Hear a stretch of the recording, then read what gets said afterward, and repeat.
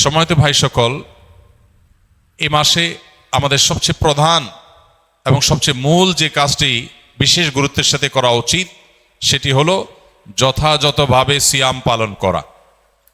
কারণ এই মাসের প্রধান আমলটাই হলো সিয়াম বা রোজা। আর সিয়াম শব্দের অর্থ বিরত থাকা। অতএব আমাদেরকে এই মাস আল্লাহ রাব্বুল আলামিন সিয়াম পালন করার নির্দেশ দিয়ে মূলত বিরত থাকার অভ্যাস আমাদের গড়ে তুলবার সুযোগ দিয়েছেন। অতএব যথাযথভাবে সিয়াম পালন করার মানে হলো সিয়ামকে তার স্ট্রাকচারাল দিকটাকে খেয়াল করার পাশাপাশি তার ফিনিশিংয়ের দিকটাকেও খেয়াল করতে হবে। সিয়ামের বা রোজার বাহ্যিক স্ট্রাকচারাল দিকটা তো একেবারেই পরিষ্কার। সুবহে সাদিক থেকে নিয়ে ফজরের ওয়াক্ত হয় তখন থেকে নিয়ে সূর্যাস্ত পর্যন্ত এই পুরো সময় পানাহার এবং যৌনতা, এটা থেকে বিরত থাকা, এটাই হলো সিয়ামের মূল স্ট্রাকচার। এটা ঠিক রাখার পাশাপাশি আমরা যখন সিয়ামকে অর্থবহ করার জন্য অন্য সব নিষিদ্ধ বিষয়গুলো থেকেও বিরত থাকবো, বেঁচে থাকবো, তখন ইনশাআল্লাহ সিয়াম আমাদের আরও বেশি কার্যকর, আরও বেশি যথাযথ, আরও বেশি আমাদের জন্য জান্নাত লাভের কারণ হবে, জাহান্নাম থেকে মুক্তির কারণ হবে ইনশাআল্লাহ বিইذনিল্লাহ।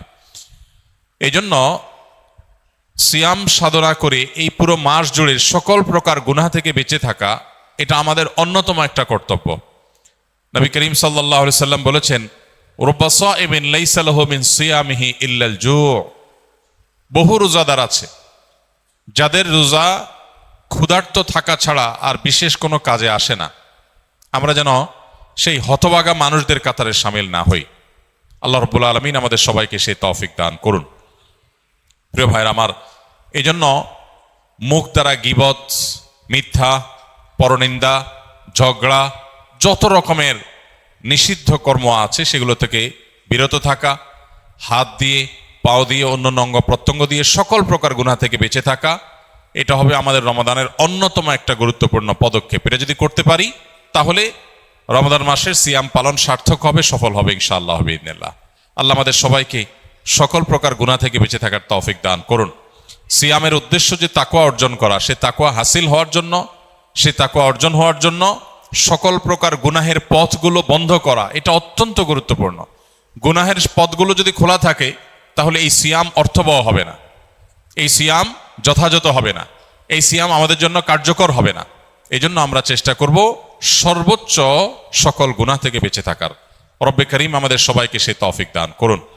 প্রিয় ভাইরা আমার, এই মাস আসার পরও যদি আমরা আমাদের গুনাহগুলো আল্লাহর কাছে মাফ করাতে না পারি, চোখের পানি ফেলে দোয়া করে, কান্নাকাটি করে, সিজদায় গিয়ে একান্তে নিরিবিলি আল্লাহর সাথে যদি এই মাসেও কথা বলতে না পারি, তাহলে জীবনে আর কখনো এই সুযোগ হওয়ার আশা বড় দুরূহ। এর চেয়ে হতভাগা আল্লাহর জমিনে আর কেউ নেই, যে ইসলাম গ্রহণ করার পর মুসলিম হয়েও রমাদানের সুফলটা আদায় করতে পারল না। তার চেয়ে হতভাগা আর কেউ নেই। এই জন্য শুধুমাত্র এই গতানুগতিক সিয়াম আর তারাবি নয়, বরং এর পাশাপাশি আল্লাহর কাছ থেকে গুনাহগুলোকে মাফ করাবার জন্য আমাদের বিশেষ প্রচেষ্টা থাকতে হবে। ইফতারের আগে চোখের পানি ফেলে, কায় মনোবাক্যে দুহাত তুলে, প্রাণ উজাড় করে আল্লাহর কাছে আমরা দোয়া নিবেদন করব। এবং সাহরি খেতে উঠলে ভোর রাতে তখন দোয়ায় মনোনিবেশ করব। চলতে ফিরতে, উঠতে বসতে আল্লাহকে স্মরণ করব। মোবাইলে, সোশ্যাল মিডিয়াতে বিভিন্ন চোখের জেনা, কানের জেনা, বিভিন্ন রকমের যে গুনাহগুলো হয় সেগুলোর পথগুলো সব বন্ধ করব ইনশাআল্লাহ। তবে এই রমাদান আমাদের তাকওয়া হাসিলের কারণ, এই সিয়াম আমাদের তাকওয়া অর্জনের কারণ এবং আমাদের জীবনকে পরিবর্তনের কারণ হবে ইনশাআল্লাহ বিইذনিল্লাহ। আল্লাহ রাব্বুল আলামিন আমাদের সবাইকে এই রমাদানের সর্বোচ্চ সদ্ব্যবহার করার তৌফিক দান করুন। লাইলাতুল কদর বা শবে কদর যেটাকে আমরা বলি, এই লাইলাতুল কদরে দাঁড়িয়ে বেশি বেশি নফল নামাজ পড়বো আমরা, দীর্ঘ রুকু, দীর্ঘ সিজদা, দীর্ঘ কেরাতে, দৃঢ়স্থিরতার সাথে, সৌন্দর্যের সাথে। তো কোরআন তেলাওয়াত বেশি বেশি করা, দোয়া করা, জিকির আজকার করা, আল্লাহর কাছে আল্লাহ স্মরণ করা, এগুলোর মধ্য দিয়ে আমরা রাতকে কাটাবো। লাইলাতুল কদরে বিশেষ আমল বলতে একটা দোয়াই শুধু হাদিস দ্বারা আমরা জানতে পারি, সেটা হলো নবী করিম সাল্লাল্লাহু আলাইহি সাল্লাম মা আয়েশা রাদিয়াল্লাহু তাআলা আনহাকে শিখিয়েছেন যে লাইলাতুল কদর পেলে তিনি যেন এই দোয়া পড়েন, আল্লাহুম্মা ইন্নাকা আফুউন তুহিব্বুল আফওয়া ফা'ফু আন্নি। আল্লাহ, আপনি ক্ষমাশীল, ক্ষমাশীলতাকে আপনি পছন্দ করেন, অতএব আমাকে ক্ষমা করুন। এই দোয়া আমরা বেশি বেশি পড়বো। এর বাইরে লাইলাতুল কদরের বা শবে কদরের আলাদা কোনো নামাজের ফরম্যাট নাই যে এত সংখ্যক রাকাত পড়তে হবে এবং প্রথম রাকাতে অমুক সূরার সাথে অমুক সূরা এতবার, দ্বিতীয় রাকাতে তমুক সূরা এতবার, এরকম কোনো বাধ্যবাধকতা নেই। যে কোনো সূরা দিয়ে অন্য যে কোনো সাধারণ নামাজের মতো করে আমরা লাইলাতুল কদরের নামাজ পড়তে পারি। আর এর জন্য আলাদা কোনো নিয়ত নেই যে নাওয়াইতু আন উসাল্লিয়া সালাত লাইলাতুল কদর বা লাইলাতুল কদর নামাজ পড়ছি, এরকম কোনো আলাদা নিয়ত দরকার নেই। আমি লাইলাতুল কদরে পড়ছি, আমার মাথায় আছে, এটুকুই নিয়ত ইনশাআল্লাহ যথেষ্ট হবে এবং সুন্দরভাবে সালাত আদায় করা, নামাজ পড়াটাই হলো গুরুত্বপূর্ণ। লাইলাতুল কদরে গুরুত্বপূর্ণ বিষয়গুলো ধার্য হয়। আল্লাহ তাআলা সূরা দুখানের একেবারে শুরুতে বলেছেন ফিহা ইউফরাকু কুল্লু আমরিন হাকিম। লাইলাতুল কদরে সব গুরুত্বপূর্ণ বিষয়গুলোকে ধার্য করা হয়। এই জন্য লাইলাতুল কদরে গুরুত্বপূর্ণ বিষয় যেন আমার নসিবে আল্লাহ লেখেন, আল্লাহ যেন তাকদিরে ভালো কিছু দেন, আমরা আল্লাহর কাছে দোয়া করব। এবং সেই সাথে তাকদিরে যেন ভালো কিছু হয় সেজন্য নেক আমল করবো ইনশাআল্লাহ। যে যত বেশি নেক আমল করবে এবং যে যত বেশি গুনাহ থেকে বেঁচে থাকবে, আল্লাহ তাআলা তার জন্য তত বেশি কল্যাণের ফয়সালা, ভালোর ফয়সালা করবেন। আমরা আল্লাহর কাছে দোয়া করব এবং নেক আমল করব, গুনাহ থেকে বেঁচে থাকবো। বাস এই ত্রিমুখী প্রচেষ্টায় আমাদের নসিবে ভালো কিছু আসবে। এর বাইরে আলাদা কিছু আমল আছে যেগুলো নিয়ে আমাদের স্বতন্ত্র একটা ভিডিও বোধহয় ইউটিউবে আছে, যে ভাগ্য সুপ্রসন্ন হবে যে সমস্ত আমলের ডিটেল সেখানে বলা আছে। যেমন কেউ যদি চায় তার রিজিক বাড়ুক, কেউ যদি চায় তার হায়াত বাড়ুক, তাহলে সে আত্মীয় স্বজনের সাথে সুসম্পর্ক বজায় রাখবে, রক্ত সম্পর্কীয় বন্ধনগুলো মজবুত করবে। কারণ বুখারী বর্ণিত হাদিসে নবী সাল্লাল্লাহু আলাইহি ওয়াসাল্লাম বলেছেন মান সাল্লাহু আইয়ুবসাতা লাহু ফি রিজকিহি আও ইউনসা লাহু ফি আথারিহি ফালিয়াসিল রাহিমা। যে চায় তার রিজিক প্রশস্ত হোক, তার হায়াত বাড়ুক, বরকত হোক, তাহলে সে যেন তার রক্ত সম্পর্কীয় সম্পর্কগুলো বাড়ায়। ঠিক তেমনিভাবে জীবনে বারাকা লাভের যে সমস্ত উপায়গুলো আছে, যে কোনো কাজ বিসমিল্লাহ দিয়ে শুরু করা, কুল্লু আমরিন যি বালিন লাম ইউবদা বিবিসমিল্লাহি ফাহুয়া আবতার আও আকতা আও কামা ওয়ারাদা ফিল হাদিস।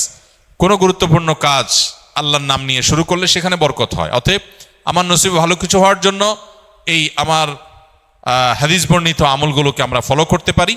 আর জেনারেলি কথা হলো নেক আমল বেশি করা, গুনাহ থেকে বেঁচে থাকা, আর নসিবে ভালো কিছু দেওয়ার জন্য আল্লাহর কাছে দোয়া করা।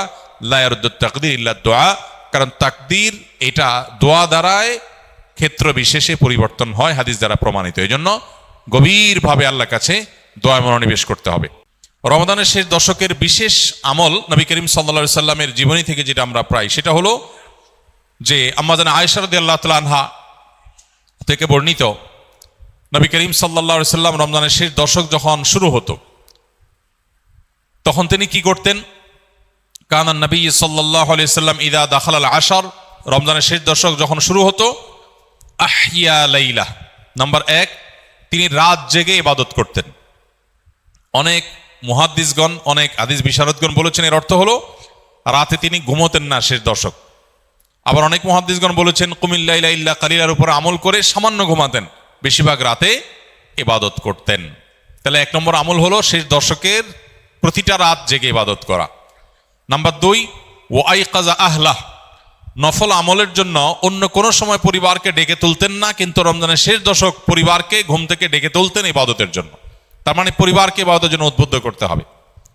3 নম্বর, ওয়াশাদ্দা মিযজারাহ, তিনি ইবাদতের জন্য কোমর বেঁধে নিতেন। কোমর বেঁধে নেওয়ার একটা অর্থ করেছেন অনেক হাদিস বিশারদ, স্ত্রী সহবাস থেকে দূরে থাকতেন। আরবরা এরকম কোমর বেঁধে নেওয়া বলতে এরকম ইঙ্গিত করে থাকে। আবার অনেক মুহাদ্দিসগণ এর ব্যাখ্যা করেছেন যে কোমর বেঁধে নেওয়া মানে আমরা যেরকম বলি কোমর বেঁধে ইবাদত করা, কোমর বেঁধে নেমে যাওয়া কোনো কাজে, তার মানে সর্বোচ্চ মেহনত এবং পরিশ্রম সাধনা করতেন ইবাদতের জন্য। আর অন্য আরেকটি হাদিসে আসছে কানা ইয়াজতাহিদু ফীহি মা লা ইয়াজতাহিদু ফি গায়রি, নবীজি শেষ দশকে ইবাদতের জন্য এত বেশি পরিশ্রম করতেন, বছরে অন্য কোন সময় ইবাদতের জন্য এত পরিশ্রম করতেন না। অথচ আমরা শেষ দশকে বেশিরভাগ মানুষ হয় গ্রামের বাড়ি যাওয়ার নিয়ে ব্যস্ত, গ্রামের বাড়ি যাওয়ার পরে বিভিন্ন বাড়িতে বাড়িতে ঘোরার, গ্রামে গ্রামে ঘোরার নিয়ে ব্যস্ত, আর শহরে যারা আছি তারা কেনাকাটা, শপিং ইত্যাদিতে ব্যস্ত। তো এটা হলো আমাদের শেষ দশকের অভ্যাস, যেটা হাদিসের একেবারেই বিপরীত। শেষ দশক হওয়া উচিত প্রথম দশক, দ্বিতীয় দশকের চাইতে বেশি ইবাদতে বেশি মনোযোগী হওয়া উচিত আমাদের শেষ দশকে। আল্লাহ আমাদেরকে তৌফিক দান করুন। ভাইরা আমার, ইস্তিগফার সকল সমস্যার সমাধান। ইস্তেগফারের ভিতরে সবচেয়ে শ্রেষ্ঠ ইস্তেগফার হলো সাইয়্যিদুল ইস্তেগফার। সাইয়্যিদুল ইস্তেগফারটা যদি মুখস্থ না পারেন, অন্তত লিখিত ভার্সনটা পড়েন। সাইয়্যিদুল ইস্তেগফারের যে অর্থ, এটার যে মর্ম, বড় হৃদয়গ্রাহী ভাই, বড় মর্মস্পর্শী। ইমানদার এটার অর্থের দিকে তাকায় যদি পড়ে, তো তার অন্তর না গলে পারে না। যে ব্যক্তি ইস্তেগফারকে আঁকড়ে ধরবে, এটাকে কন্টিনিউয়াসলি করবে, ইস্তেগফার কখনো ছাড়বে না, সবসময় তার মধ্যে ইস্তেগফার অব্যাহত থাকবে, ওই ব্যক্তিকে আল্লাহ রাব্বুল আলামিন বিভিন্ন পেরেশানি থেকে সারপ্রাইজড হওয়ার মতো এমন এমন পথ বের করে দিবে যে সে চিন্তাও করে নাই। তার পেরেশানি থেকে মুক্তির পথ আল্লাহ তাআলা দেখায় দিবেন। ইস্তেগফার কিভাবে করবেন ভাই? ইস্তেগফার এমন একটা আমল, এটা ছাড়া তো আমাদের উপায় নাই ভাই। ইস্তেগফার আমাদের দুনিয়ার পেরেশানি দূর করবে, আখিরাতের পেরেশানি দূর করবে। দুনিয়ার পেরেশানি, আমাদের বিপদ আপদ মুসিবত, এগুলো, রিজিকের অনটন অভাব, এগুলা। আর আখিরাতের পেরেশানি হলো আমাদের পাপ গুনাহ, এগুলা। কোরআনে কারিমে আল্লাহ রাব্বুল আলামিন সূরা নূহের মধ্যে আল্লাহ নবী নূহ আলাইহিস সালাম তার সম্পর্কে বলছেন, ফাকুলতু আস্তাগফিরু রাব্বাকুম ইন্নাহু কানা গাফফারা ইউরসিলিস সামাআ আলাইকুম মিদরারা ওয়া ইউমদিদুকুম বিআমওয়ালিন ওয়া বানিন ওয়া ইয়াজআল লাকুম জান্নাতিন ওয়া ইয়াজআল লাকুম আনহারা। তিনি বলেন, আমি বলেছি আমার জাতিকে তোমরা ইস্তেগফার কাছে ইস্তেগফারটা করতে থাকো। রুটি রুজি নাই, চাকরি নাই, ইনকাম নাই, ব্যবসা খারাপ যাচ্ছে, পেরেশানি হচ্ছে, ইস্তেগফার ধরো। কি হবে? ইন্নাহু কানা গাফফারা। যদি ইস্তেগফার করো, এক নম্বর লাভ হলো আল্লাহ মাফ করে দিবেন গুনাহ। ইউরসিলিস সামাআ আলাইকুম মিদরারা, যাতে ফসল ভালো হয়, রিজিক ভালো হয়, সেই ব্যবস্থা আল্লাহ করবেন। ওয়া ইউমদিদুকুম বিআমওয়ালিন ওয়া বানিন, ছেলে মেয়ে হয় না অথবা ভালো ছেলে মেয়ে নাই, আল্লাহ তাআলা নেক সন্তান দিয়ে তোমাকে শক্তিশালী করবেন, সম্পদ দিয়ে শক্তিশালী করবেন। ওয়া ইয়াজআল লাকুম জান্নাতিন ওয়া ইয়াজআল লাকুম আনহারা, আল্লাহ তাআলা প্রসবন দিবেন, ফসল দিবেন, বরকত দিবেন রুজিতে। কিসের মাধ্যমে? ইস্তেগফার। কিসের মাধ্যমে ভাই? ইস্তেগফার। আহা, ইস্তেগফারের আমল আমাদের দেশে মানুষ আমরা জানি না ভাই। এটাও আরবদেরকে আমি দেখেছি, সারাক্ষণ তারা অবসর সময়গুলোতে ইস্তেগফার করতে থাকে। আস্তাগফিরুল্লাহ ওয়া আতুবু ইলাইহি, আস্তাগফিরুল্লাহ, আস্তাগফিরুল্লাহ। মানে কি? আল্লাহর কাছে আমি ক্ষমা প্রার্থনা করি, আল্লাহর কাছে আমি মাপ চাই, আল্লাহর কাছে আমি তওবা করি, আল্লাহর দিকে আমি ধাবিত হই, আল্লাহর কাছে আমি ফিরে যাই। আস্তাগফিরুল্লাহ, আস্তাগফিরুল্লাহ। আপনি বসে আছেন নিরিবিলি, ভাইরা আমার, এখন আর নিরিবিলি বলতে কোনো সময় নাই, এখন আর ফ্রি টাইম নাই, এখন আর আমাদের অবসর টাইম নাই। আস্তাগফিরুল্লাহ কখন বলবো? মোবাইল টিপতে টিপতে টিপতে টিপতে, ফেসবুকে নোটিফিকেশন দেখতে দেখতে দেখতে, লাইক কমেন্ট গুনতে গুনতে আমাদের এখন কোনো ফুরসত নাই। বাহিরে তো নাই, টয়লেটে গেলেও তখন আমাদের ব্যস্ততা মোবাইল নিয়ে, ফেসবুক নিয়ে, ঘুমাইতে গেলেও আমাদের ব্যস্ততা। ও ভাই আমার, অথচ আমার হায়াত শেষ হয়ে যাচ্ছে, আমল নামার শূন্য খালি, ফেসবুক টিপাটিপিতে পরিপূর্ণ। আল্লাহর কাছে কি নিয়ে যাবেন? ইস্তেগফার করবেন তো ইনশাআল্লাহ? অবসর সময় ইস্তেগফার করবেন তো ইনশাআল্লাহ? নিরিবিলি আছেন, একাকী আছেন, ইস্তেগফার চালায় দেন। 10 সেকেন্ড টাইম পাইছেন, ইস্তেগফার শুরু করে দেন। ডাক্তারের কাছে গেছেন, ওয়েটিং এ আছেন, বসে আছেন, ইস্তেগফার করতে থাকেন। সিরিয়াল আছেন কোন কাজের, ইস্তেগফার করতে থাকেন। ডিউটিতে যাচ্ছেন, গাড়িতে, বাইসাইকেলে, বাইকে, যে কোনো ভাবে পায়ে হেঁটে ইস্তেগফার করতে থাকেন। যে কোনো অবসরের সময়গুলোকে ইস্তেগফার দিয়ে পরিপূর্ণ করে দেন। ভাইরা আমার, ইস্তেগফার সকল সমস্যার সমাধান। ইস্তেগফারের ভিতরে সবচেয়ে শ্রেষ্ঠ ইস্তেগফার হলো সাইয়্যিদুল ইস্তেগফার। সাইয়্যিদুল ইস্তেগফারটা যদি মুখস্থ না পারেন, অন্তত লিখিত ভার্সনটা পড়েন। সাইয়্যিদুল ইস্তেগফারের যে অর্থ, এটার যে মর্ম, বড় হৃদয়গ্রাহী ভাই, বড় মর্মস্পর্শী। ইমানদার এটার অর্থের দিকে তাকায় যদি পড়ে, তো তার অন্তর না গলে পারে না। আল্লাহুম্মা আনতা রব্বি, হে আল্লাহ আপনি আমার রব, আপনি আমার পালনকর্তা লাগেন, আপনার সাথে আমার এই সম্পর্ক, আমি আপনার গোলাম, আপনি আমার রব, এই সম্পর্কটা আপনার সাথে আছে। আল্লাহুম্মা আনতা রব্বি লা ইলাহা ইল্লা আন্ত, ও আল্লাহ আপনি ছাড়া আমার ইবাদত, আমার গোলামি, আমার দাসত্ব, উপাসনার উপযুক্ত আর কেউ নাই।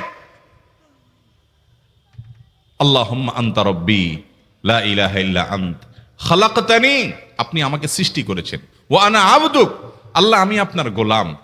দেখেন কিভাবে আল্লাহর সাথে সম্পর্কটার কথা বলা হচ্ছে মুহাব্বতের সাথে। খালাকতানি ওয়া আনা আবদুক, আল্লাহ আপনি আমাকে সৃষ্টি করেছেন আর আমি আপনার গোলাম। ওয়া আনা আলা আহদিকা ওয়া ওয়া'দিকা মাস্তাতা'তু। আল্লাহ আপনার সাথে যে অঙ্গীকার করেছিলাম, আলাস্তু বিরব্বিকুম, আপনি জিজ্ঞেস করেছেন, আলমে আরওয়াহাতে আমরা বলেছি বালা, হ্যাঁ আপনি আমার রব।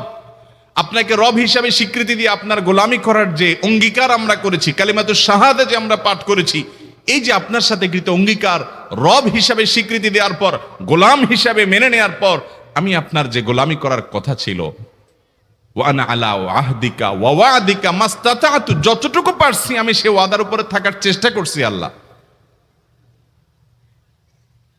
ওয়া আনা আলা আহদিকা ওয়া ওয়া'দিকা মাস্তাতা'ত আবুউ লাকা বিনি'মাতিকা আলাই। আল্লাহ আমি স্বীকার করি আপনি আমার প্রতি অনেক নিয়ামত দিয়েছেন, অনেক নিয়ামত দিয়েছেন, এটা আমি স্বীকার করি। ওয়া আবুউ লাকা বিযামবি, আর আমি এও স্বীকার করি যে আল্লাহ অনেক অপরাধ, অনেক পাপ আমার দ্বারা হয়ে গেছে।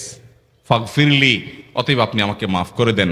ফাইন্নাহু লা ইয়াগফিরুয যুনুবা ইল্লা আনতা, কারণ আপনি ছাড়া আর কেউ গুনাহ ক্ষমা করতে পারবে। ভাইরা আমার, অর্থের দিকে লক্ষ্য করে করে, মর্মটা বুঝে বুঝে একটু সাইয়্যিদুল ইস্তিগফার পড়েন। লেখা দেখে দেখে পড়েন, ইউটিউব থেকে দেখে দেখে পড়েন, কিন্তু পড়েন। আল্লাহুম্মা আনতা রাব্বি লা ইলাহা ইল্লা আনত খালাকতানি ওয়া আনা আবদুকা ওয়া আনা আলা আহদিকা ওয়া ওয়া'দিকা মাস্তাতা'তু আউযু বিকা মিন শাররি আবুউ লাকা বিনি'মাতিকা আলাইয়া ওয়া আবুউ লাকা বিযামবি ফাগফিরলি ফাইন্নাহু লা ইয়াগফিরুয যুনুবা ইল্লা আনতা। এটা হলো বড় ইস্তিগফার। এত বড় ইস্তিগফার পড়তে পারেন না, কোনো পেরেশানি নাই, কোনো অসুবিধা নাই। সবচেয়ে ছোট ইস্তিগফার হলো আস্তাগফিরুল্লাহ, আস্তাগফিরুল্লাহ, আস্তাগফিরুল্লাহ। আল্লাহ আপনার কাছে ক্ষমা চাই, কত ভুল হয়ে যায়, কত অন্যায় হয়ে যায়।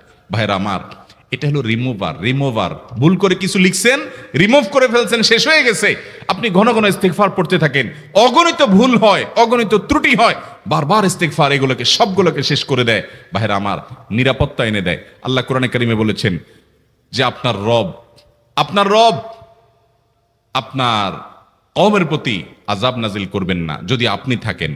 আর যদি তারা ইস্তিগফারে রত রাখে, তাহলে গণ আযাব আল্লাহর পক্ষ থেকে আসবে।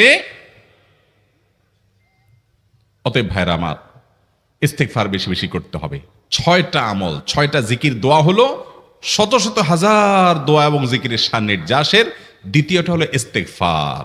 চেষ্টা করবো না ইনশাআল্লাহ ইস্তিগফার করার, চলতে ফিরতে আস্তাগফিরুল্লাহ ওয়া আতুবু ইলাইহি, অথবা শুধু আস্তাগফিরুল্লাহ। আরেকটা ইস্তিগফার হাদিসে বর্ণিত, আস্তাগফিরুল্লাহাল্লাযী লা ইলাহা ইল্লা হুয়াল হাইয়ুল কাইয়্যুম ওয়া আতুবু ইলাইহি ওয়া লা হাওলা ওয়া লা কুওয়াতা ইল্লা বিল্লাহ। এটাও ইস্তিগফার। তাহলে একটা বড় ইস্তিগফার, একটা মিডিয়াম, একটা ছোট, যার যেটা সুবিধা হয় এটা পড়েন। বড়টা হলো সাইয়্যিদুল ইস্তিগফার, সবচেয়ে শ্রেষ্ঠ ইস্তিগফার, যেটা হাদিসে বর্ণিত হয়েছে। সাইয়্যিদুল ইস্তিগফার নবীজি সকাল সন্ধ্যা পাঠ করতেন, বিভিন্ন সময় পাঠ করতেন, রাতে পাঠ করার কথা বলতেন। সাইয়্যিদুল ইস্তিগফার পাঠ করলে আল্লাহ রাব্বুল আলামিন ওই দিনে, ওই রাতে, ওই ব্যক্তি মারা গেলে তার সব গুনাহ খাতা মাফ করে তাকে জান্নাত দিবেন ইনশাআল্লাহ। অতএব ভাইরা আমার, সাইয়্যিদুল ইস্তিগফার সবচেয়ে বড়, আস্তাগফিরুল্লাহাল্লাযী লা ইলাহা ইল্লা হুয়াল হাইয়ুল কাইয়্যুম ওয়া আতুবু ইলাইহি ওয়া লা হাওলা ওয়া লা কুওয়াতা ইল্লা বিল্লাহ। এটা হলো মাঝারি ধরনের। আর সবচেয়ে ছোট ইস্তিগফার হলো আস্তাগফিরুল্লাহ ওয়া আতুবু ইলাইহি। তাহলে 6 আমলের কয়টা গেল? 2টা। প্রথমটা হলো দুরুদ, আর দ্বিতীয়টা হলো ইস্তিগফার। 6টা দোয়া এবং জিকির আছে, যেই দোয়া জিকিরগুলো কোরআন হাদিসে বর্ণিত সকল দোয়া জিকিরের খোলাসা, সারমর্ম এবং নির্যাস। এই 6টাকেও যদি কোনো মুসলমান নিয়মিত আঁকড়ে ধরে, তাহলে কোরআন এবং হাদিসের যত দোয়া এবং জিকির আছে, কেমন যেন তার নির্যাসটা নিয়মিত সে আমল করলো। বলবো সেগুলা? এই 6টা দোয়া এবং জিকিরের মধ্যে সর্বপ্রথম হলো নবী করিম সাল্লাল্লাহু আলাইহি সাল্লামের প্রতি দুরূদ প্রেরণ করা। নবীজি সাল্লাল্লাহু আলাইহি সাল্লামের প্রতি দুরূদ প্রেরণ করার আমল এরকম আমল, আপনি যদি সারা দিনে শুধুমাত্র নবীজির প্রতি দুরূদ প্রেরণ করার আমলটাই জিকির হিসাবে সবচেয়ে বেশি করেন, দোয়া হিসাবে যদি এটাই আপনি সারাদিন করতে থাকেন, তো আপনার জন্য যথেষ্ট হবে। আল্লাহর কাছে আর কিছু না চাইলেও চলবে, আর কিছু না চাইলেও চলবে। দুরূদ মানে হলো নবীজির জন্য দোয়া করা। ভাই, আল্লাহ তার হাবিবকে রহম করবেন, আপনার আমার দোয়ার দিকে আল্লাহর তাকানোর কোনো ঠেকা আছে? নবীজি কি আমাদের দোয়ার কোনো মুখাপেক্ষী? কিন্তু আমরা তার জন্য দোয়া করলে ওই চান্সে আল্লাহ তাআলা আমাদের প্রতি অনুগ্রহ করবেন। একবার না, আপনি নবীজির প্রতি একবার রহমতের দোয়া করবেন, একবার দুরূদ পাঠ করবেন।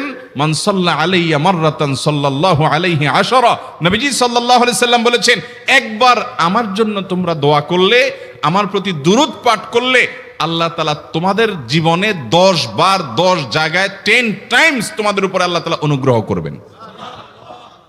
আপনি টেরও পাবেন না কত জায়গায় আল্লাহ অনুগ্রহ করেছেন। আল্লাহ বাঁচাই দিয়েছেন, একটুর জন্য শেষ হয়ে যান নাই। ওই যে দুরূদ পড়ছেন, আল্লাহ তাআলা রক্ষা করছে, আপনি খবরও নাই। আল্লাহ তাআলা আপনার প্রতি বিশাল একটা দান করছে, আপনি লক্ষ্যও করেন নাই। ওই যে দুরূদ পড়ছেন একবার, 10 বার রহমত হবে। এভাবে যত দুরূদ পড়বে সে তত রহমত এবং অনুগ্রহ পাবে। এক সাহাবী বলেছেন, ইয়া রাসূলুল্লাহ, আমি আমার দোয়ার কত অংশ আপনার জন্য রিজার্ভ রাখবো? আমি তো আল্লাহর কাছে অনেক কিছু চাইবো, অনেক কিছু নিবেদন করব, আপনার জন্য যেন আল্লাহ রহমত নাজিল করে, এটাই হলো দুরূদ। এই দুরূদটা আমি কি পরিমাণ রাখবো? 4 ভাগের 1 ভাগ, 3 ভাগের 1 ভাগ, অর্ধেক? এরপরে সাহাবী বলছেন, আসলে যদি সবগুলোই করি, উনি এক একটা পার্সেন্টেজ বলছেন, আর নবী করিম সাল্লাল্লাহু আলাইহি সাল্লাম বলছেন যে, তাকে বোঝাচ্ছেন যে আরো বেশি করতে পারলে ভালো হয়। তো সাহাবী বাড়াইতে বাড়াইতে শেষ পর্যন্ত বলেন যে, আমার দোয়া যদি সবগুলো আপনার জন্য করি, আমি যদি আর কোনো দোয়া না করি, শুধু আপনার জন্যই দোয়া করি, নবী করিম সাল্লাল্লাহু আলাইহি সাল্লাম তাকে সুসংবাদ দিলেন যে, তাহলে তোমার আর কোনো সমস্যা থাকবে না, সব সমস্যা দূর হয়ে যাবে, তোমার কোনো পেরেশানি থাকবে না। ভাইরা আমার, দুরূদের আমল এমন একটা আমল যে আপনার জীবনে কোনো বিপদ, কোনো মুসিবত, কোনো পেরেশানি, কোনো সমস্যা দেখা দিয়েছে,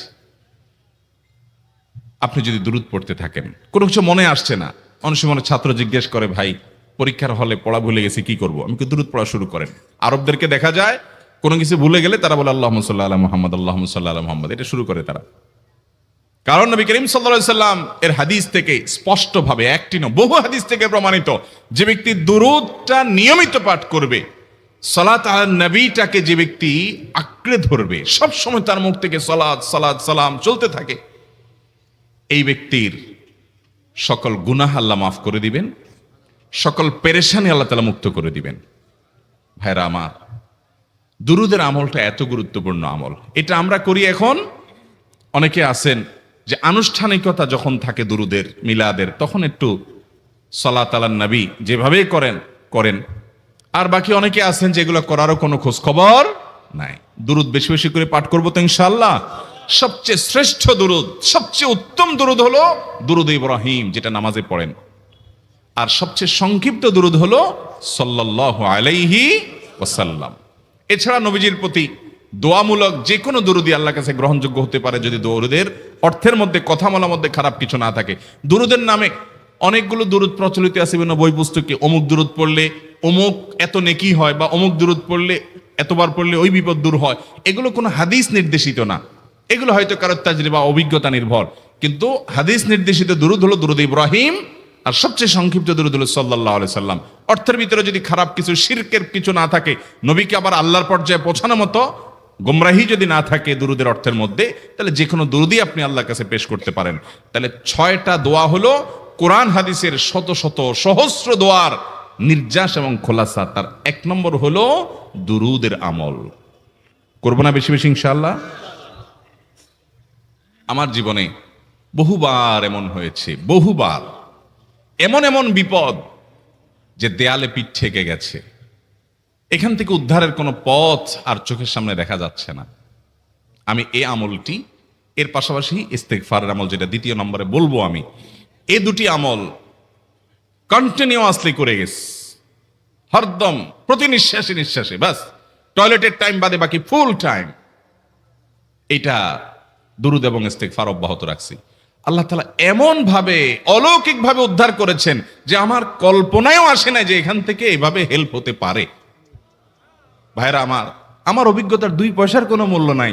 আমার অভিজ্ঞতা কি আসলো না আসলো, এটাতে কিছু আসা যায় নাই।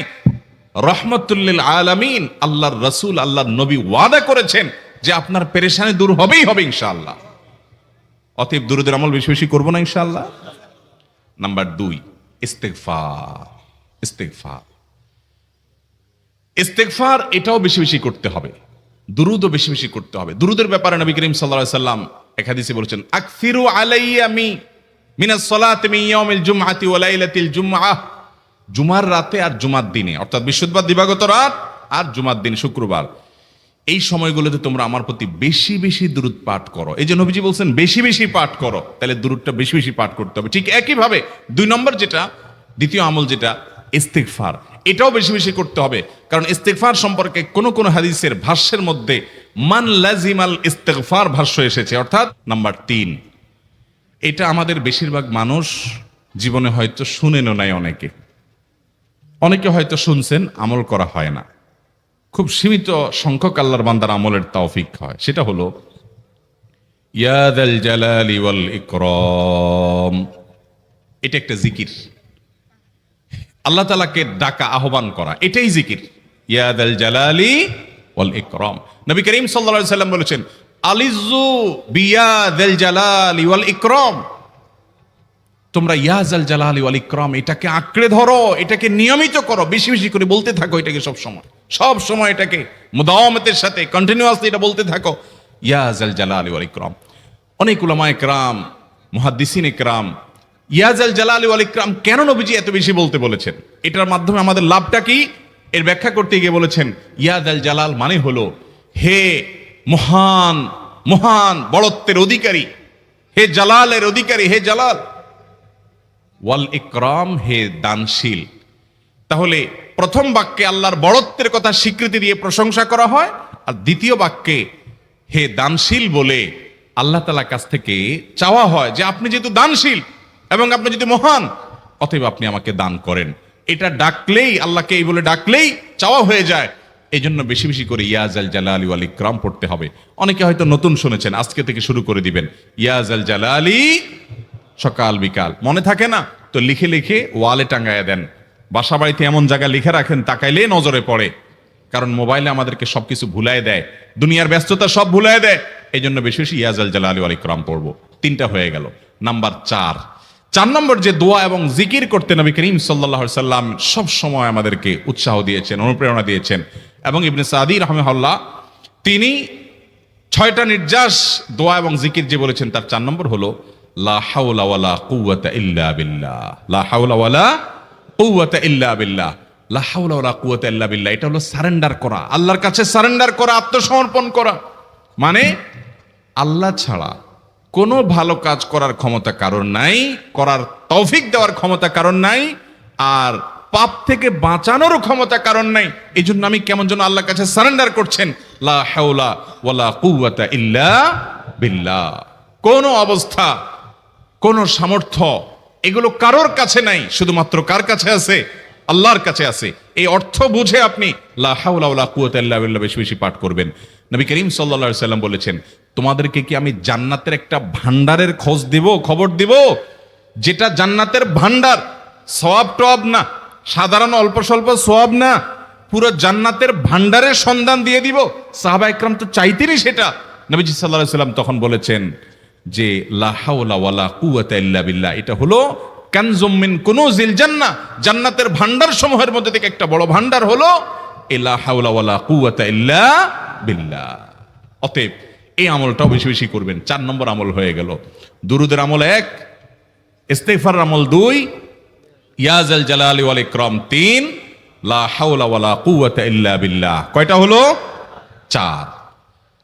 5 নম্বর আমল হলো দোয়া ইউনুস। দোয়া ইউনুস জানা আছে তো?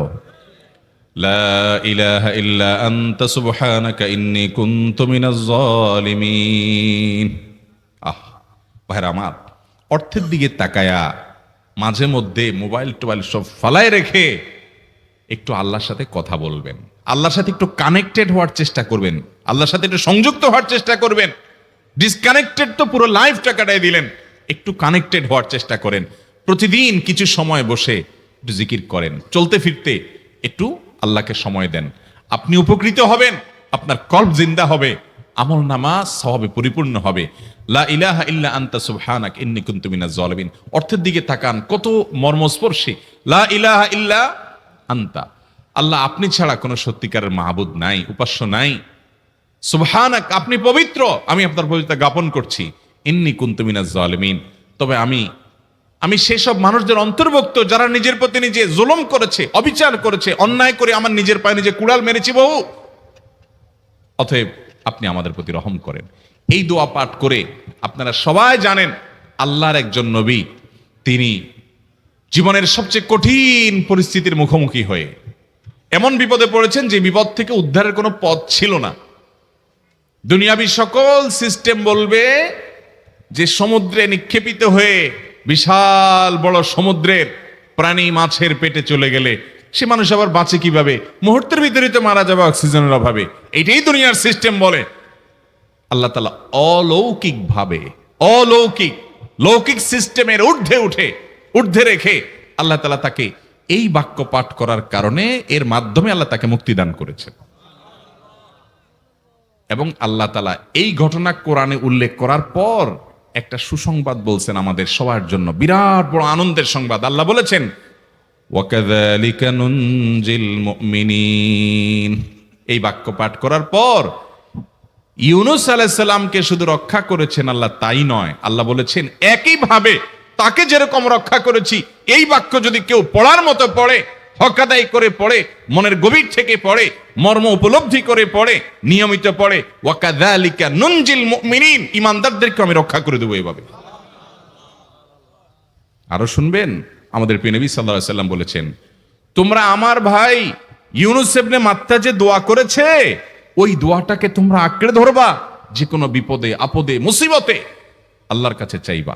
ভাইরা আমার, আমরা বিপদ আপদে পড়লে হুজুরদের কাছে চলে যায় দোয়ার জন্য, অনেকে মাজারে চলে যায়, সেখানে মানত করে, টাকা পয়সা দেয় বিপদ উদ্ধার করার জন্য। কপাল পোড়া জানে না ও কার গোলাম, ও আরশে আজিমের মালিকের গোলাম, তার সাথে ডাইরেক্ট কানেক্টেড হওয়ার সুযোগ আছে, শুধু ইউজ করলেই হয়, সুইচ দিলেই হয়। কপাল পোড়া জানে না, ডানে বামে গিয়ে নিজের আমল বরবাদ করে, ঈমান বরবাদ করে, তাওহীদ নষ্ট করে। ভাইরা আমার, তাহলে যে কোনো সমস্যা ফিল করি অথবা স্বাভাবিক অবস্থাতে দোয়া ইউনূস পাঠ করব, লা ইলাহা ইল্লা আনতা সুবহানাকা ইন্নী কুনতু মিনাজ জালিমিন। ভাইরা আমার, দুনিয়ার মানুষের কাছে আপনি অপরাধী এটা বললে খারাপ লাগে।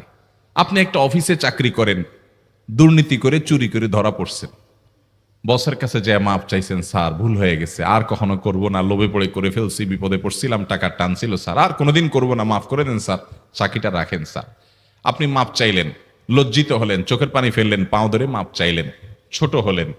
এই ছোট হওয়ার পরে আপনার চাকরি যদি টিকেও যায়, বস যদি আপনাকে মাফ করেও দেন, তারপরেও কি আপনার কাছে ভালো লাগবে? না এত বড় একটা অঘটন ঘটলো, ছোট হলেন, সবার সামনে লজ্জিত হলেন, অনুতপ্ত হলেন, ধরা পড়লেন, মাপ চাইতে হইলো, এই জন্য আপনার খারাপ লাগবে না?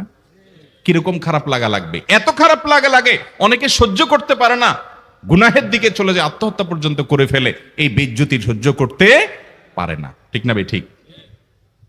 মানুষের কাছে মাপ চাইলে, মানুষের কাছে ছোট হলে মানুষের কষ্ট হয়।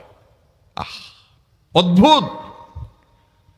আরশে আজিমের মালিকের কাছে সেজদায় পড়ে চোখের পানি ফেলে যদি স্বীকার করেন, ও মালিক, নামাজ পড়ি নাই, বড় জুলুম করেছি, কাবিরা গুনাহ করেছি, ও মালিক, হারাম জিনিস দেখে ফেলেছি, খারাপ জিনিস শুনে ফেলেছি, পাপ করেছি, অপরাধ করেছি মালিক, জাহান্নামের যে বিবরণ হাদিসে আসছে এটা সহ্য করার ক্ষমতা আমার নাই, আপনি আমাকে মাফ করে দেন।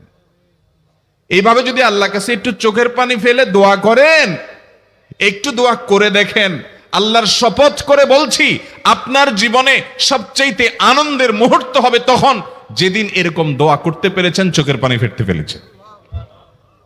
দুনিয়ার মানুষের কাছে ছোট হলে মানুষের মনটা সংকীর্ণ হয়, ছোট হয়, মানুষ অপমান বোধ করে, খারাপ লাগে। মালিকের কাছে যদি কেউ মাপ চায়, চোখের পানি ফেলে, ইস্তেগফার করে, ছোট হয়, তাহলে তার অন্তরে আরো আনন্দ অনুভব হয়। সালহাতু সঙ্গে বুদি দিল খরাশ, আজমোদে এক জামানা খাকে বাস। পাথর হয়ে বহুকাল ছিলে ভাই, কিছু কালের জন্য একটু মাটি হও, আসো, একটু মাটি হয়ে দেখো।